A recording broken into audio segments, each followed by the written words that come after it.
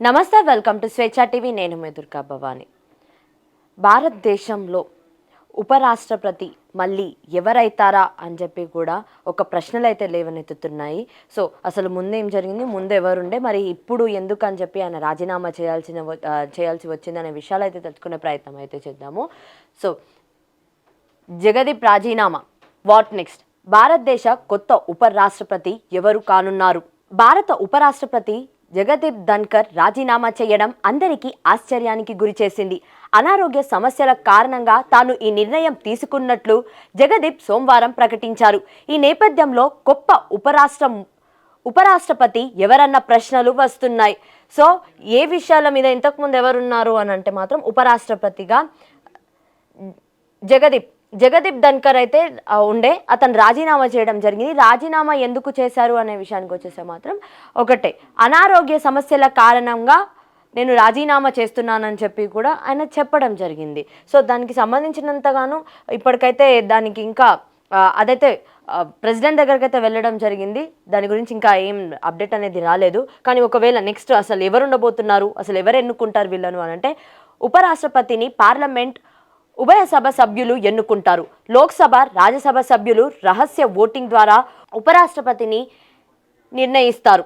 So హఠాత్తుగా రాజీనామా ప్రకటన చేయడం అనేది జరిగింది. భారత ఉపరాష్ట్రపతి జగదీప్ ధన్కర్ హఠాత్తుగా తన పదవికి రాజీనామా చేశారు.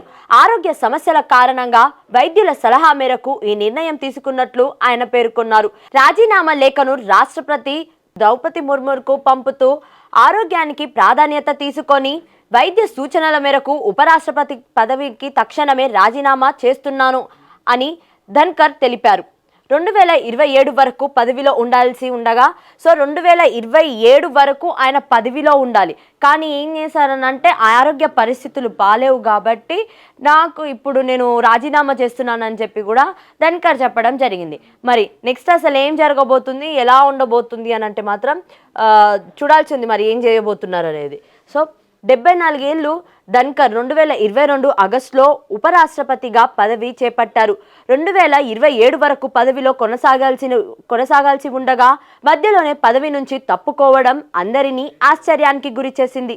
ఉపరాష్ట్రపతిగా ఆయన రాజ్యసభ చైర్మన్ హోదాలో ఎన్నో సందర్భాల్లో విపక్షాలకు తనదైన శైలిలో సమాధానం ఇచ్చారు. కొత్త ఉపరాష్ట్రపతి ఎవరవుతారు? సో ఎవరవుతారు అని అంటే మాత్రం ఎన్డీఏ ఉంది కాబట్టి అక్కడ ఎన్డీఏ వాళ్ళు చాలా మంది ఉన్నారు. సో దానికి సంబంధించినంత వరకు కూడా ఎన్డీఏలో నుంచే చాలా సులభంగా ఉపరాష్ట్రపతి అవుతారు. కానీ ఎవరవుతారు అనే విషయం మీదనే ఇక్కడ స్పష్టత అనేది రావాల్సి ఉంది. ఎన్డీఏ మళ్ళీ నూతన అభ్యర్థి ఎంపికలో తలములకలవుతుంది. ధన్కర్ రాజీనామా అనంతరం ఎన్డీఏ ప్రభుత్వం కొత్త రాష్ట్రపతి ఎంపికపై చర్చలు ప్రారంభించింది. ఉపరాష్ట్రపతిని ఎన్నుకునే ఎన్నిక విషయంలో బీజేపీకి స్పష్టమైన మెజారిటీ ఉంది కాబట్టి నూతన అభ్యర్థిని ఎంపిక చేయడం పెద్ద సమస్య కాదన్న అభిప్రాయం ఉంది. సో ఉపరాష్ట్రపతి ఎవరవుతారు అనే విషయానికి వచ్చేస్తే బీజేపీకి ఎలాంటి ప్రాబ్లం లేదు. ఎందుకంటే బీజేపీ వాళ్ళే మెజారిటీ ఉన్నారు కాబట్టి బీజేపీ వాళ్ళే ఉపరాష్ట్రపతి అయ్యే అవకాశాలు అయితే చాలా ఎక్కువగా కనిపిస్తున్నాయనే అభిప్రాయాలు అయితే వ్యక్తమవుతున్నాయి. మరి ఎలా ఎన్నుకుంటారు? ఉపరాష్ట్రపతిని ఎలక్టరల్ కాలేజ్ ఎన్నుకుంటుందనే విషయం తెలిసిందే. ఎలక్టరల్ కాలేజ్లో పార్లమెంట్ ఉభయ సభ సభ్యులు ఉంటారు. అంటే లోక్సభ, రాజ్యసభ సభ్యులు రహస్య ఓటింగ్ ద్వారా ఎన్నుకుంటారు. పోటీలో ఎవరుండబోతున్నారు అనే విషయానికి వచ్చేస్తే, ఉపరాష్ట్రపతి పదవికి గవర్నర్లు, సీనియర్లు, బీజేపీ నాయకులు, కేంద్ర మంత్రుల పేర్లు పరిశీలనలో ఉన్నట్లు సమాచారం.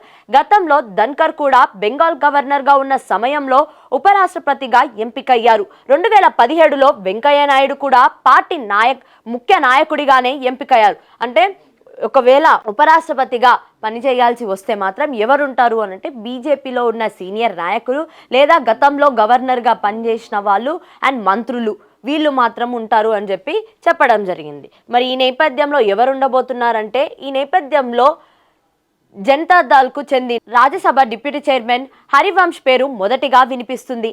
ఆయన 2020 నుంచి డిప్యూటీ చైర్మన్గా ఉన్నారు. ఆయనకు ప్రభుత్వంలో మంచి విశ్వాసం ఉంది, అనుభవం కూడా ఉన్నట్టు గుర్తింపు పొందారు. ధన్కర్ రాజీనామా చేయడం భారత ఉపరాష్ట్రపతి చరిత్రలో మూడోసారి మాత్రమే జరిగింది.